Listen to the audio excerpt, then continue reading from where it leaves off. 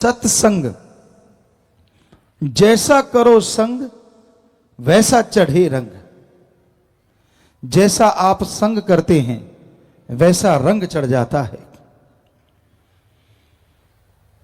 कहते हैं खरबूजे को देख के खरबूजा रंग पकड़ता है। किसान भाई जो माली हैं उनमें यह बात मशहूर है। जैसे भी लोगों की सोहबत आप करोगे उसका असर लाजमी होने वाला है।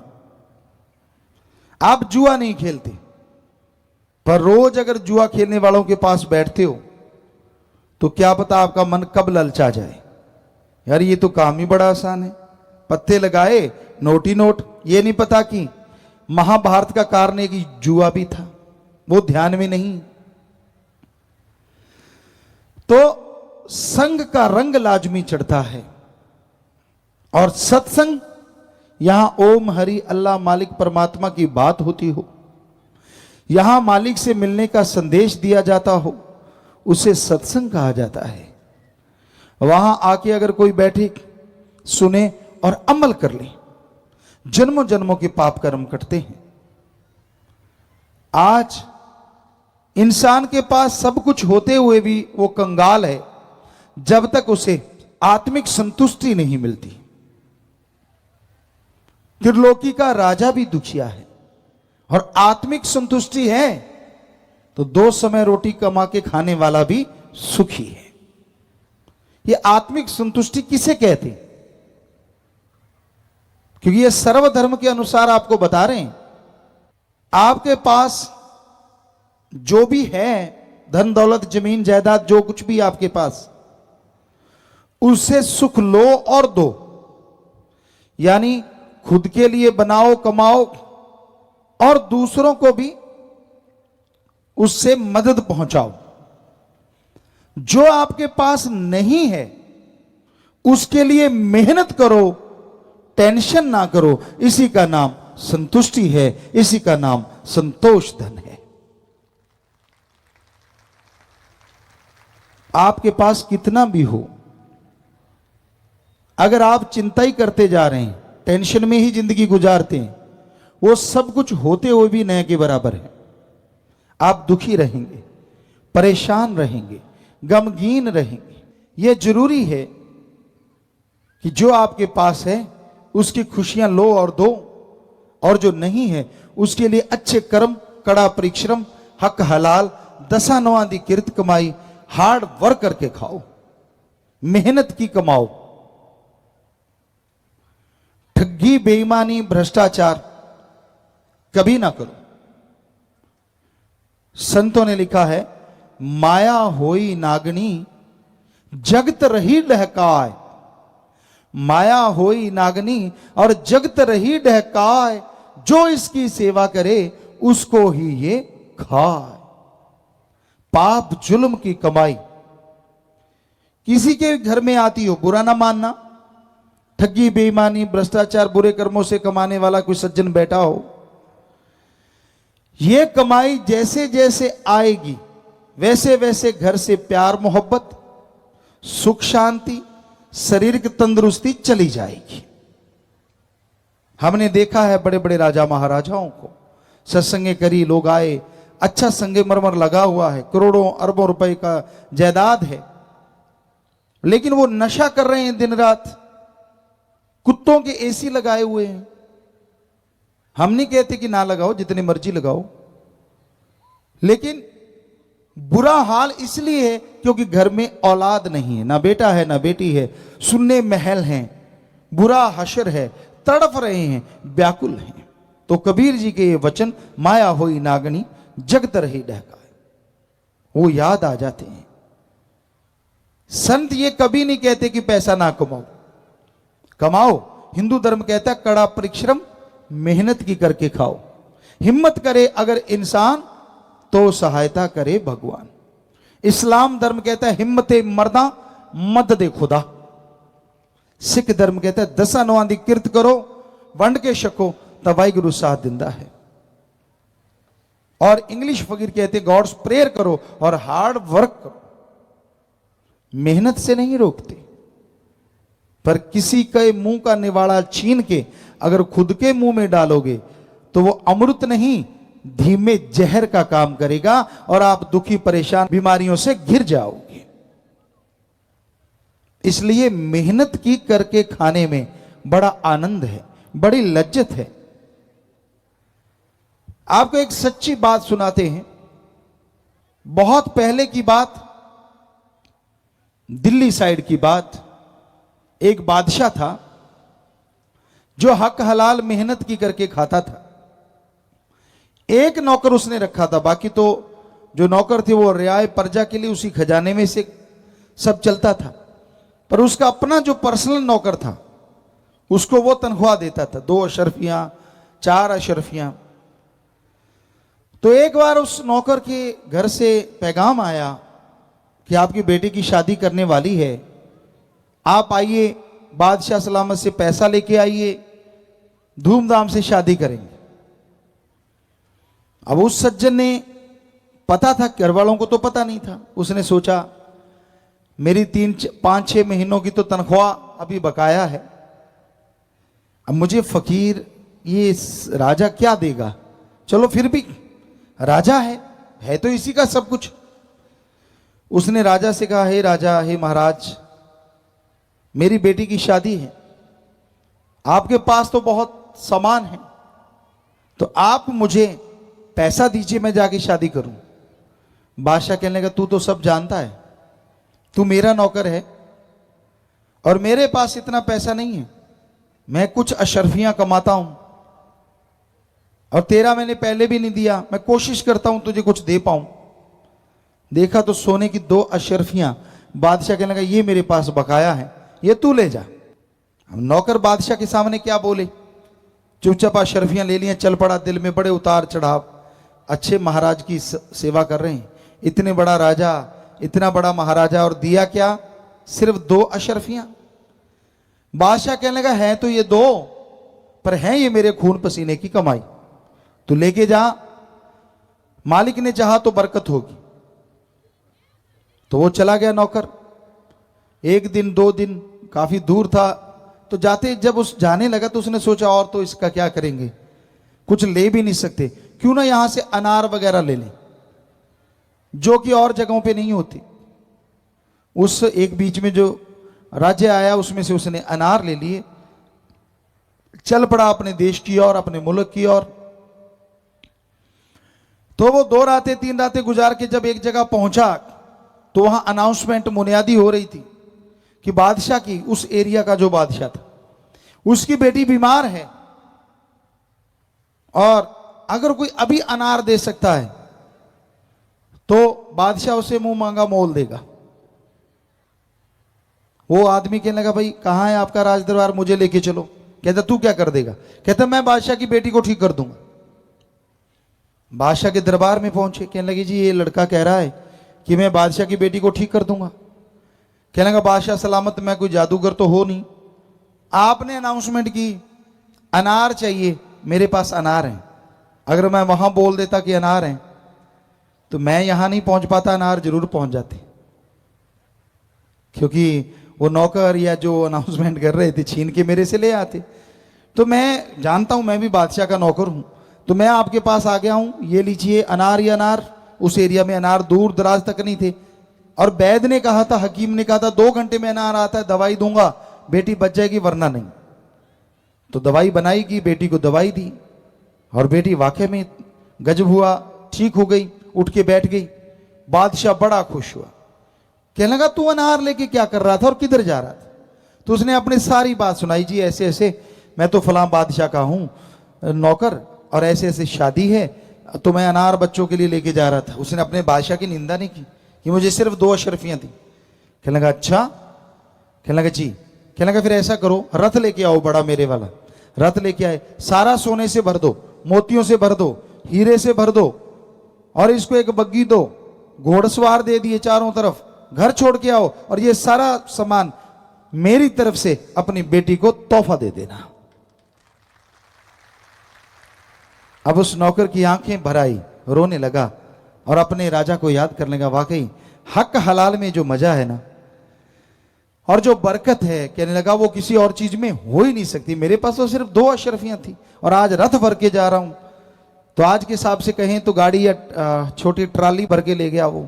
और लेके किसके गए? सोने की अशरफियां, हीरे मोती, लाल जवाहरात।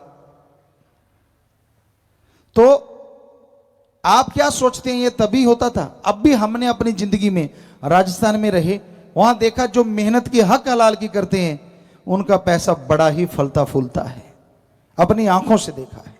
तो इसलिए ठगी, बेईमानी, भ्रष्टाचार से ऐशो आराम आ जाएगा, बड़ा साजो सामान आ जाएगा, पर हम आपको यकीन दिलाते हैं आत्मा का चैन, घर की खुशियां और आपसे प्यार मोहब्बत कम कम कम होता चला जाएगा। इसलिए टेंशन ना लो। थोड़ी कमाते हो फिर क्या हो गया? खाने पीने के तो सही है, पहनने को सही है। अरे मालिक देने वाला है, आप मेहनत करते जाओ, मालिक के गुण गाओ, मालिक आपकी झोलियां जरूर भरते जाएंगे। वो तो पत्थरों में जान दे देते हैं, आप तो इंसान हैं। तो भाई ये है धर्मों का सार। तो आपको शुरुआत की, ऐसे ही सारे धर्मों की चर्चा करेंगे। धर्मानुसार हमने खुद प्रैक्टिकली प्रभु की कृपा से धर्मों के ऊपर चल के देखा, क्योंकि चलना ज्यादा जरूरी है दिखावे की बजाय। आप बुरा ना मानना, क्या आप में कोई यहां सिर्फ आदमी बैठा है? नहीं, कोई आदमी नहीं है।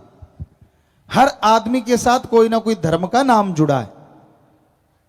अकेला नहीं, कोई लाल है, कोई सिंह है, कोई कुमार है, तो कोई ना कोई तो नाम है ना जी। बिना नाम के तो आप नहीं है, बिना सरनेम के, यानी आपके साथ धर्म का नाम जुड़ा है। फिर आप बताइए हमारे किस धर्म में लिखा है ठगी मारो, बेईमानी करो, भ्रष्टाचार करो? हमारे किस धर्म में लिखा है नशे किया करो? लिखा है किसी धर्म में? बताइए कौन सा धर्म कहता है नशे करो? धर्म तो कहते नशा नहीं करना चाहिए। हिंदू धर्म के हमने विष्णु पुराण, शिव पुराण में पढ़ा, जब समुद्र मंथन हुआ अच्छा सामान निकला, लेकिन जब नशा निकला सारा राक्षसों ने खाया पिया। शिवजी महादेव जी ने तो जहर पिया समाज को बचाने के लिए, नशा नहीं किया। सोचने वाली बात। श्री गुरु नानक देव जी महाराज को बाबर बादशाह ने भांग दे दी। बड़ा गुस्सा आया उनको और बोला कि मर्दाने रबाब बजा। और फिर क्या गाया? पोस्त पंग अफीम मद, नशा उतर जाए प्रभात, नाम कुमारी नानका चढ़ी रहे दिन रात। पोस्त, भांग, अफीम, शराब, शाम की सुबह सुबह की शाम उतर जाती है, ये तो गंदगी भरे नशे हैं। अरे नशा करना है तो अल्लाह वाहिगुरु राम के नाम का करो। एक बार चढ़ गया इस जहान तो क्या अगले जहान में नहीं उतरेगा। इस्लाम धर्म में शर प्लस आब, शर माने उर्दू फारसी में शैतान और आब माने पानी। अल्लाह की इबादत करने वालों, शराब शैतान का पानी है, नशे खाना है, करना मत, पीना खाना मत, वरना की गई इबादत खाक में मिलेगी, दोजख में जलोगे। ईसाई धर्म में लिखा है वो नशे कभी ना करो जो गॉड से दूर करे, गॉड्स प्रेयर का नशा करो जो गॉड के करीब करे। तो सारे धर्मों में नशे तो मना है। जरा सोचिए, पूछिए अपने आप से, आप जिस धर्म के कपड़े पहनते हो, जिस धर्म के चेहरे पे आपने निशानियां रख रखी हैं, क्या वाकई उस धर्म के काम भी करते हो? अगर करते हो तो आप नशा नहीं कर सकते, ठगी बेईमानी भ्रष्टाचार नहीं कर सकते, किसी का हक मार के नहीं खा सकते। ये धर्मों में शरेआम सभी धर्मों में मना है। तो भाई आज का युग कलयुग है। काल समय को कहा जाता है, लेकिन रूहानियत में काल नेगेटिव पावर को कहा जाता है, बुराई की शक्ति, बुराई की ताकत। और अच्छाई की ताकत को कहा जाता है दयाल। ईश्वर, ओम, हरि, अल्लाह, गॉड, राम, देवा, बहुत से नाम हैं। तो आप अगर धर्म के कपड़े पहनते हो, धर्म के चिन्ह रखते हो, तो आपसे हाथ जोड़ के विनती है, जो भी आपका धर्म है सिर्फ कपड़े उसके ना पहनो, उस धर्म को मान के देखो, हम गारंटी देते आपको खुशियां जरूर आएंगी। लोग पता क्या कहते हैं? हम धर्म को मानते हैं पर धर्म की बात को नहीं मानते। मजा तो है ना, धर्म को मानो लेकिन धर्म की बात को उससे भी ज्यादा मानो, फिर देखो आप कैसे नजारे लूटेंगे और जो उसमें लिखा है सब आपको जरूर मिलेगा। धर्म शब्द का मतलब है धारण करना, ग्रहण करना।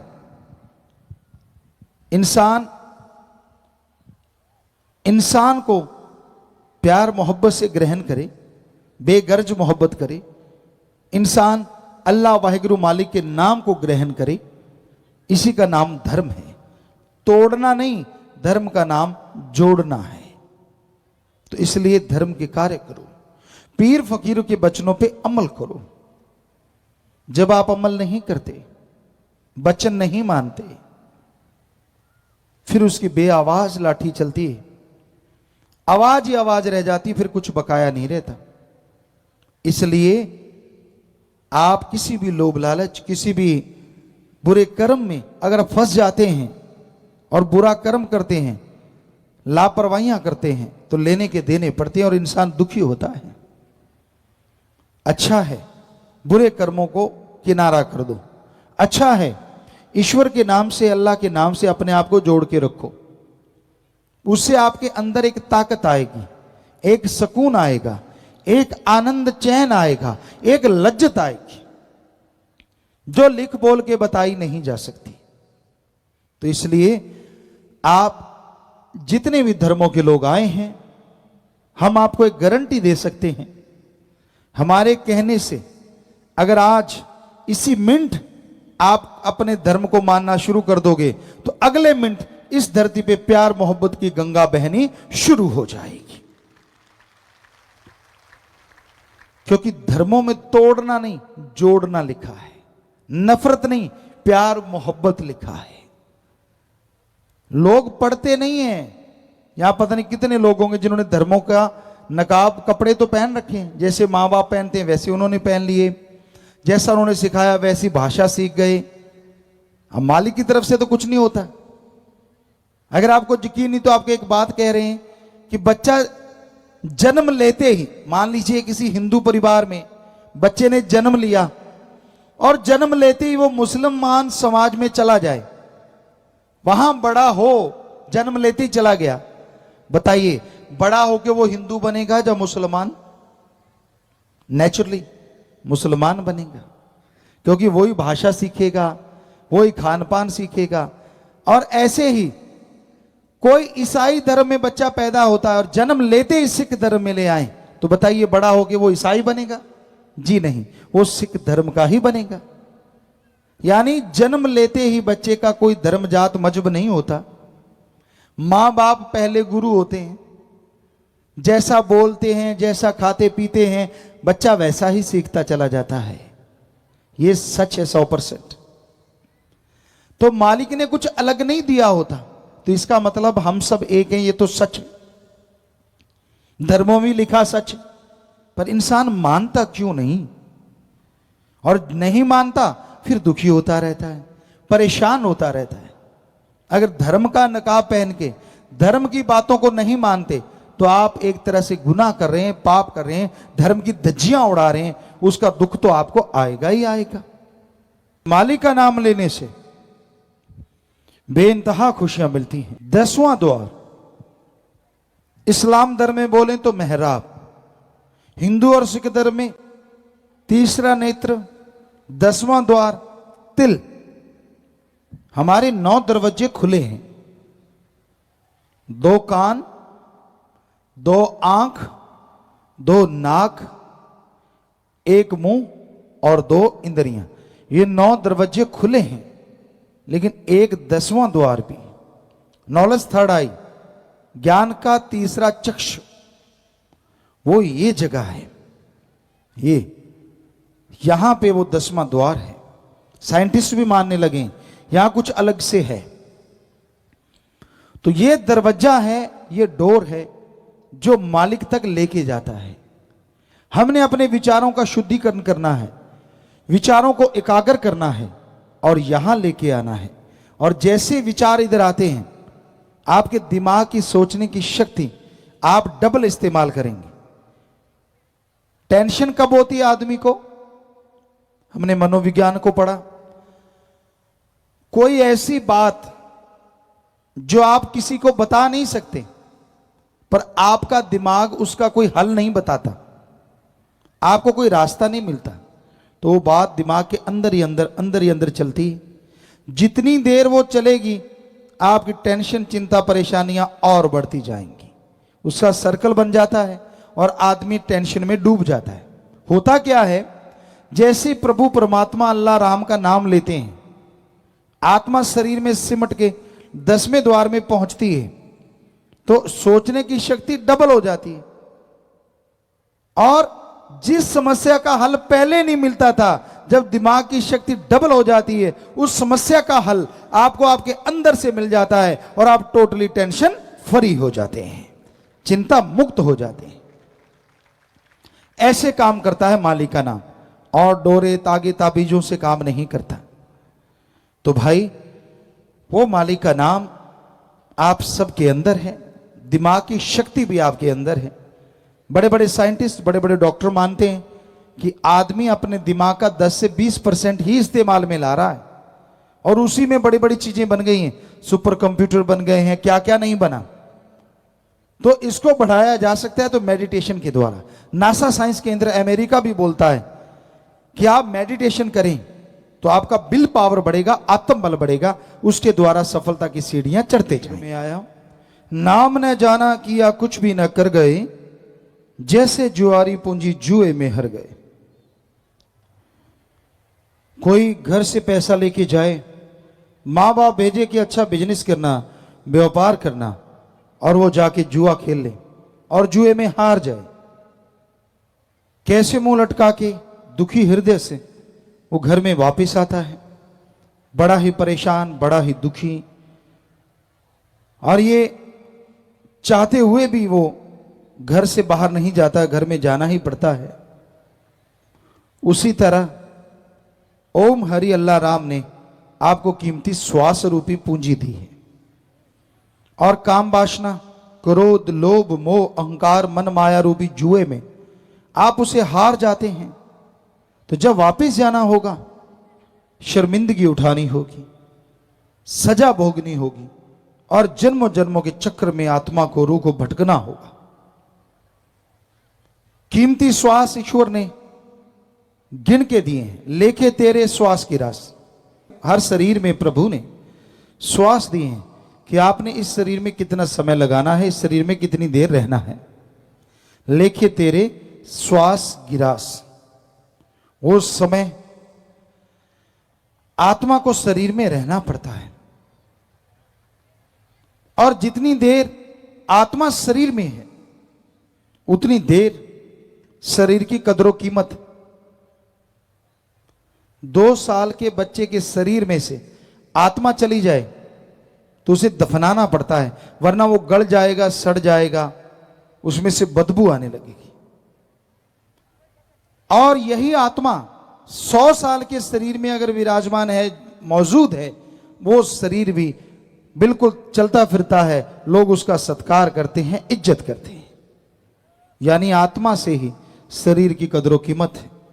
ये तो अब बड़े बड़े साइंटिस्ट, बड़े बड़े डॉक्टर साहबान भी मानने लगे हैं कि ऐसा कुछ जरूर है इंसान के अंदर, जिसके जाने से इंसान का जिस्म खराब खत्म होता है, और जिसके रहने से मुर्दों में भी जान आ जाती है। ये रिसर्च किया गया, रिसर्च जारी है। अमेरिका में एक सोसाइटी है, आफ्टर डेथ अनुभव उनके हैं, तो ऐसा एक उन्होंने साइट बनाई हुई है।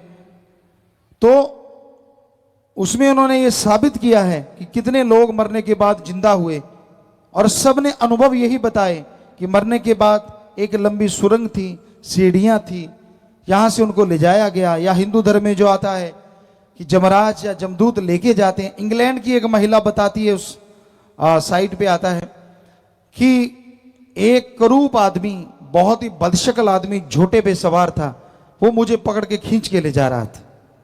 और जब वो एक बहुत ऐसी जगह या बड़ी रोशनी थी, बड़ी लाइट थी, वहां पहुंची तो वहां बोला गया, अरे ये आप गलत को ले आए, कोई और है।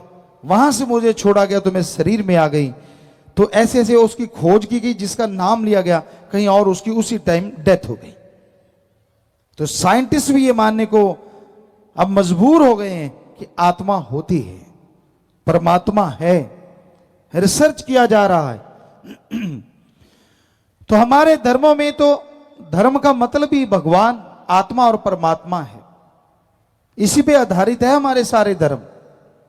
तो ये सच है, ये वास्तविकता है कि आप मालिक को पा सकते हैं, उसकी रहमत के काबिल बन सकते हैं, पर अगर आप ईश्वर का नाम लें, इन श्वासों को मालिक की याद। कर्म धर्म सब काल के दायरे, नाम बगैर काल सब को है घेर। ईश्वर के नाम के बिना आप कुछ भी कर लें, भगवान की खुशियां हासिल नहीं होती। कोई कहता अलग रंग के कपड़े पहन लो, सोचने वाली बात। अलग रंग के कपड़े पहनने से मालिक मिलता तो सारे उसी रंग के कपड़े पहन लेते और मालिक मिल जाता।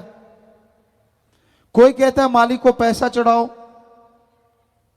पैसा डायरेक्ट इनडायरेक्ट किसी भी तरह से चढ़ाओ, पैसा देने से मालिक मिलता। तो यहां नोट बनाने वाली मशीन है, भगवान वहां होता, मंदिर मस्जिद गिरजाघर गुरुद्वारा में मालिक ना मिलता, क्योंकि वहां सबसे ज्यादा नोट बनते। भावना मालिक को पाने की चाहिए, पर जैसे आपके अपने बेटे बेटी के लिए भावना है, जैसे मां बाप की अपने बच्चों के लिए भावना है, उस भावना जैसी भावना मालिक को पाने के लिए चाहिए। मालिक ना करे, आपका बेटा बेटी है, आपसे दूर है, अचानक बीमार हो जाए, कोई एक्सीडेंट हो जाए और आपको पता चल जाए कि वो बीमार है, पर कितना कैसा है कैसा नहीं ये ना पता चले, तो आपकी आंखों से कैसे बेख्तियार अपने आप आंसू बहते हैं, क्योंकि ये मोह ममता श्रद्धा है आपके अपने बेटे के लिए, मां बाप के लिए।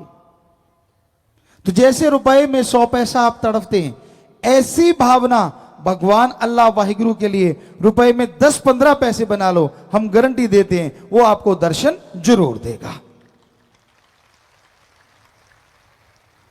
तो भावना का शुद्धिकरण करना है, भावना से ईश्वर को पाया जाता है, और कोई चीजों से मालिक नहीं मिलता। नाम का रास्ता सबके ही अंदर, सबके ही अंदर, देखे जो चल प्रभु बैठा बीच मंदिर। ईश्वर कण कण में है, जर्रे जर्रे में। God is everywhere. ईश्वर कण कण में है, जर्रे जर्रे में अल्लाह ताला। ये सारे धर्मों में लिखा है। इसका मतलब वो कण हमारा शरीर भी तो है, तो मालिक हमारे शरीर में है। पर मालिक को पाया कैसे जाए? वो रहता तो शरीर में है। उसको पाने के लिए जैसे धरती में से पानी कैसे निकालते हैं, सरसों तिलों के तेल कैसे निकल आता है, दूध में घी समाया है, सब चीजें लेने के लिए विधि है, वैसे हमारे अंदर से मालिक को प्रकट करने के लिए एक विधि है, जिसे हमारे हिंदू धर्म में कहते गुरु मंत्रा, नाम दीक्षा। इस्लाम धर्म में कहते कलमा, इंग्लिश फकीर कहते method of meditation, the gods words, और सिख धर्म में कहते नाम शब्द। उसका अभ्यास करना होगा, तो अंदर से मालिक को देखा जा सकता है, उसकी प्राप्ति की जा सकती है। और जब अंदर नजर आएगा तो बाहर भी वो कण कण में, जर्रे जर्रे में नजर आने लग जाएगा। हमें मालिक क्यों देखना चाहिए? आप किस लिए दौड़ते हैं सारा दिन, सारी रात? आप दिन रात दौड़ते रहते हैं, दिन रात भागते रहते हैं, जमीन जायदाद के लिए, कोठी बंगले बगीचों के लिए, सुख सुविधा के लिए, धन दौलत के लिए, ऐशो आराम के लिए, नाम के लिए। और ये सब किसकी देन है? अल्लाह वाहिगुरु राम की। अगर राजा ही मिल जाए तो क्या साजो सामान पीछे रह जाएगा? जरा सोच के तो देखो। जिसका राजा उसका ही साजो सामान। तो जिसका अल्लाह वाहिगुरु राम, उसका ही सारा सामान। ये हकीकत है, पर लोग इस बात को भूले बैठे हैं। दाता भूल गए हैं और दातों से प्यार कर लिया है। तो ईश्वर से अगर हम प्यार करें, ईश्वर की भक्ति करें, आने वाले पहाड़ जैसे कर्म कंकर में बदल जाएंगे। आपको भयानक रोग लगने वाले हो सकता है जुकाम में, थोड़े बुखार में ही बदल जाएं। आने वाली परेशानियां टल जाएंगी। पर यह संभव है ईश्वर के नाम से, उसकी भक्ति से, दिखावे से नहीं, ढोंग ढकोसले से नहीं।